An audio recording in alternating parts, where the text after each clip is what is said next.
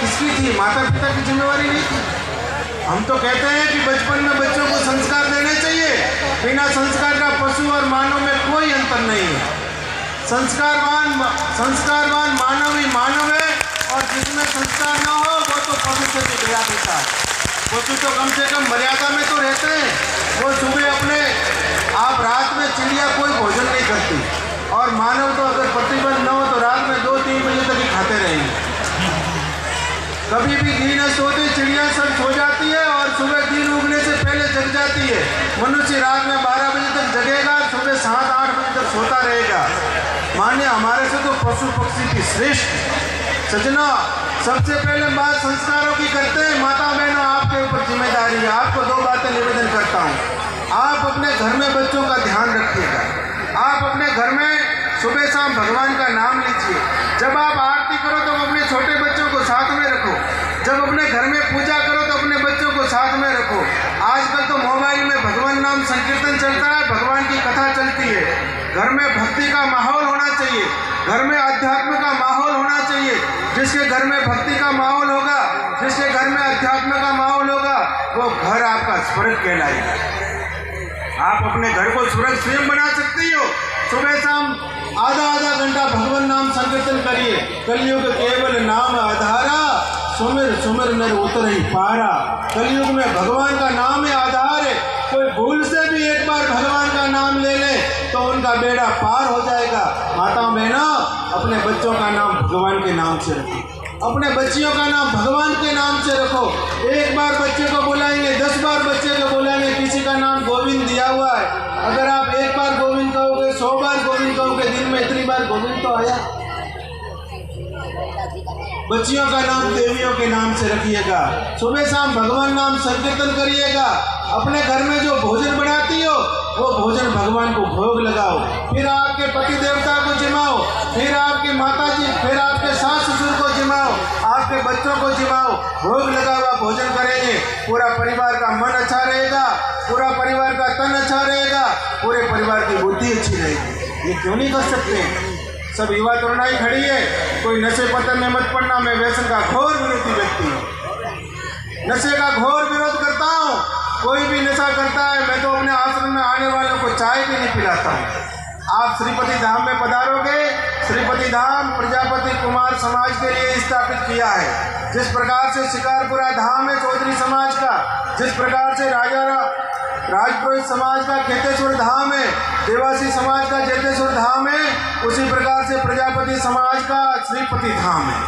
श्रीपति धाम के माध्यम से हम समाज में संस्कारों का काम करना चाहते हैं। श्रीपति धाम के माध्यम से समाजों में सुशिक्षा का काम करना चाहते हैं। श्रीपति धाम के माध्यम से युवा तरुणाई को जगाना चाहते हैं। श्रीपति धाम के माध्यम से समाज को व्यसन मुक्त बनाना चाहता हूँ। श्रीपति धाम के माध्यम से समाज में अच्छाइयाँ लाना चाहता हूँ और बुराइयाँ मिटाना चाहता हूँ। श्रीपति धाम के माध्यम से संपूर्ण समाज को एक धर्म ध्वज के नीचे संगठित करना चाहता हूँ। सज्जनों, इसलिए सभी लोग आज तो मेरी बात भले आप पंछी में उड़ा दोगे, नहीं मानोगे, पर 1-2 साल बाद भी तो माननी पड़ेगी। और ओम जी कह रहे थे कि ननियाल है परमाराम में, इसलिए मेरा ज़्यादा अधिकार बनता है जिस गांव पर। भाई भांजे का अधिकार तो ज़्यादा ही बनता है। मैं आपका भांजा हूँ तो भांजा कोई भी बात अधिकार पूर्वक मनाता है, और मेरी बात को आपको माननी ही पड़ेगी।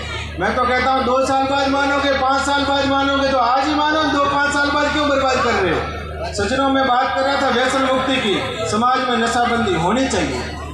जिन लोगों को नशा करने की आदत पड़ी है वो बुजुर्ग हैं, तो वो दवाई की तरह अपने नशे को ले लें। बाकी युवा तरुणाई बैठी है, अगर अपना भला चाहते हो, आने वाली पीढ़ी का भला चाहते हो, आपका भला चाहते हो, तो नशे से दूर रहिएगा। नशे से किसी का भला नहीं हुआ। नशा इतनी कोई अच्छी चीज़ नहीं होती है। अगर बीड़ी पीना इतना अच्छा होता तो प्रत्येक दादा अपने बेटे को, पोते को कहता है बेटा बीड़ी पी। अगर सिगरेट पीना इतना अच्छा होता, प्रत्येक दादाजी अपने पोते को कहते बेटा सिगरेट पी। अफीम खाना इतना अच्छा होता तो प्रत्येक बाप अपने बेटे को कहता बेटा मैं भी अफीम खा रहा हूँ, तू भी अफीम खा। ये नशा एक तरह से पाप है, पाप। जब बहुत ज़्यादा पाप उदय होता है तो किसी के नशा चिपकता है। इतना रुपया नशे में बर्बाद कर देते हो आप लोग। मैं तो एक दिन एक तहसील का हिसाब लगाया जिसमें 1 वर्ष में ओम जी 20 करोड़ रुपया नशे में बर्बाद कर देता है समाज। 20 करोड़ रुपया कम नहीं होता है। अगर 20 करोड़ में से मैंने कहा 1 करोड़ रुपया मुझे बचा के दे दो, पहले तो चलो आपके बीच में कोई लेने वाला नहीं था, अब तो मैं आपके बीच में लेने वाला हूँ, अगर 1 करोड़ रुपया मुझे बचा के दे दो तो वर्ष में 4-5 आपको कलेक्टर निकाल के दूंगा। कलेक्टर बहुत बड़ी चीज होती है, कलेक्टर पूरे जिले का मालिक होता है। समाज में ढूंढने जाते तो एक भी IAS नहीं मिलता, एक भी IPS नहीं मिलता और नशे में रुपया बर्बाद कर देते हैं। भगवान ने देव दुर्लभ शरीर दिया है, ये नशा करने के लिए नहीं दिया है, ये किसी की बुराई करने के लिए नहीं दिया है, ये किसी से ईर्ष्या करने के लिए नहीं दिया है, ये शरीर दिया है भगवान का भजन करने के लिए, सेवा करने के लिए। सज्जनों, आप सबको बताते हुए मुझे खुशी हो रही है कि व्यसन मुक्ति का अभियान चला है। जहाँ जहाँ भी मैं समाज जन जागृति के लिए गांव-गांव की रथ यात्रा कर रहा हूँ। ओम जी के जैसलमेर में गए और पूरे बाड़मेर में भी भ्रमण कर रहे हैं। क्या भव्यतम रथ यात्रा निकलती है। रथ यात्रा में आबाद छोटे बच्चे से लेकर बुजुर्ग तक सभी लोग सम्मिलित होते हैं और वहाँ पर हम सारी बातें ये बताते हैं कि समाज में संस्कार होने चाहिए, समाज में सुशिक्षा होनी चाहिए, समाज में व्यसनबंदी होनी चाहिए, नशाबंदी होनी चाहिए, समाज में बुराइयां मिटनी चाहिए, समाज में अच्छाइयां आनी चाहिए, ऐसे समाज का सुंदर संगठन होना चाहिए। इस बात को लेकर के गांव-गांव ढाणी भ्रमण कर रहा हूँ। सज्जनों, आपके गांव में भी आऊँगा पर अभी थोड़ा समय लगेगा, उसके लिए आप सभी लोग तैयार रहना। युवा तरुणाई खड़ी है, युवा तरुणाई के लिए संस्कार शिविरों का आयोजन करेंगे पर थोड़ा उसमें समय लगेगा। शिक्षा के लिए बहुत अच्छा कार्य करना है पर थोड़ा उसमें समय लगेगा। पर संगठित तो सब हो सकते हो, संगठन में तो बड़ी शक्ति होती है। कार्य तो भगवान ने सुंदर दिया है। तिरुपति धाम का बहुत विशाल वटवृक्ष समाज के सामने बनकर खड़ा हो रहा है, इसकी सुगंध चारों तरफ फैल रही है। समाज के सभी लोग इस बात को स्वीकार कर रहे हैं, समाज के सभी लोग इसमें सहभागी बन रहे हैं और आप सबको भी इस कार्य में सहभागी बनना है। कोई भी व्यक्ति पीछे मत रहना। समाज का कार्य होता है, भगवान का कार्य होता है, समाज का कार्य होता है, वो ईश्वरीय कार्य होता है, उसको पूरा भी ईश्वर करते हैं, भगवान पूरा करते हैं। मेरे अंदर समाज सेवा का संकल्प दिया, वो परमात्मा ने दिया है। आपके अंदर भाव देंगे, वो भी परमात्मा देंगे। आप और हम मिलकर के खूब अच्छा कार्य करेंगे। ये प्रतिष्ठा महोत्सव का कार्य है, सभी लोग मिलकर के सुंदर आनंद से संपन्न करना। जो जो बातें मैं यहाँ निवेदन कर रहा हूँ उस बातों को जीवन में उतारना। हम चाहते हैं कि एक सुंदर समाज का निर्माण हो। उस समाज के लिए सबसे पहले कुछ 4-5 बातें हैं, वो आपके सामने निवेदन कर देता हूँ, उसकी आप तैयारी करना। सुंदर समाज माने प्रत्येक घर में भगवान नाम का संकीर्तन होता हो, प्रत्येक घर में तुलसी जी हो, सबके गले में तुलसी की माला धारण करवानी है, सबके घर में भगवान को भोग लगवाना है, सबके घर में जो खेती करते हैं वो एक घर में गौ माता रखना। उससे आपके बच्चे आप पवित्र अन्न लेंगे, उसके आपके बच्चों के मन अच्छा रहेगा, आपके बच्चों की बुद्धि अच्छी रहेगी, आप सभी स्वस्थ रहोगे, आपका खान पान पवित्र रहेगा, तो मिल करके रहोगे, आपस में प्रेम रहेगा। आजकल खान पान बिगड़ गया है, इसलिए लोगों में प्रेम नहीं रहा। आप देरानी जेठानी झगड़ती रहती हो, सास बहू झगड़ती रहती हो, साथ नहीं रहती हो। आप आई हो, आप अपने सास ससुर की सेवा नहीं करती हो। माताओं कड़वा सत्य है, अगर आपके सास ससुर न होते तो आपके पति देवता कहाँ से होते। जिसको आपने, जिस माता पिता ने आपके पति को दिया है, जिससे आपका सुहाग है, आप सुहागन कहलाती हो, तो उसकी माता पिता की सेवा आप क्यों नहीं करती? उस सास की आप सेवा क्यों नहीं करती हो? आपकी माता जी के सामने कोई खराब व्यवहार करे तो आपको अच्छा नहीं लगता है, आपके पिताजी के सामने कोई खराब व्यवहार करे तो उनको आपको अच्छा नहीं लगता है, और आप अपने पति के माता पिता की सेवा नहीं करती हो तो ये किसको अच्छा लगेगा? सज्जनों, इस संसार में माता का कर्जा कोई नहीं उतार सकता है। माँ का ऋण पिता से एक ऋण होता है। अपने चमड़े की जूती बना के कोई माँ को पहना दे तो भी माँ का कर्जा नहीं उतरता है।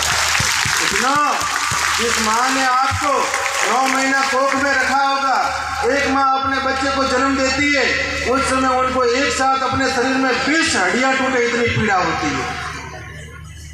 आपको दूध पिला के बड़ा करती है, आपको गंदगी में, वो गंदगी साफ करके सूखे में सुलाती है, खुद गंदगी में सो जाएगी पर बच्चे को दुखी नहीं करेगी। माँ और भगवान की बराबरी संसार में कोई नहीं कर सकता है। माँ ऐसी होती है जो अपने बेटे को भले चाहे सेवा करे या न करे, फिर भी वो कहे कि मेरा बेटा सुखी रहे, मैं तो जैसे रहूँ ऐसे रहूँ। ऐसी माँ का कभी हृदय मत दुखाना।